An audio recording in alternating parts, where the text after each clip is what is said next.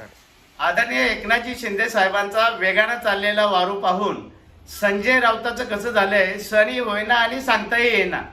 संजय राऊतासारख्या भुंकणाऱ्या, मी त्या प्रामाणिक प्राण्याचं नावही घेणार नाही, कारण तोही सारखा भुंकत नाही. संजय राऊताला माझं सांगणं आहे, अरे जरा भूतकाळात डोकव.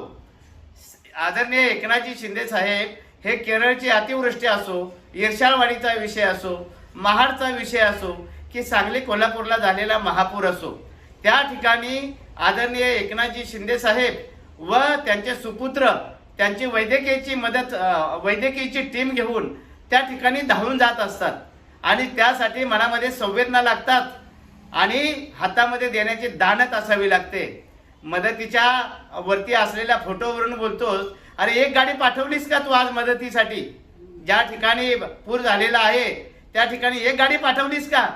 अरे ते जाऊ दे, लोकांना मदत करणं ही खूप लांबची गोष्ट आहे. संजय राऊता, शिवसेनेचं काम करणाऱ्या निष्ठावंत कार्यकर्त्यांना तू आज खासदार म्हणून मिरवतोयस, कधी 1,00,000-2 लाखाची मदत केलीस का?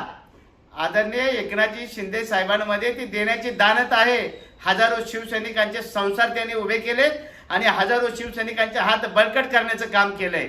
आणि मनामध्ये जी संवेदना आहे ना, तर त्यांचा तो स्वभाव झालाय की जिथे संकट तिथे एकनाथ शिंदे, हे समीकरण संपूर्ण आज महाराष्ट्राला ज्ञात आहे. त्याच्यामुळे स्वतःमध्ये डोकावून बघ, देण्याची दानत ठेव आणि नंतर कुठल्याही गोष्टीवरती भाष्य करण्याचं सोंग कर.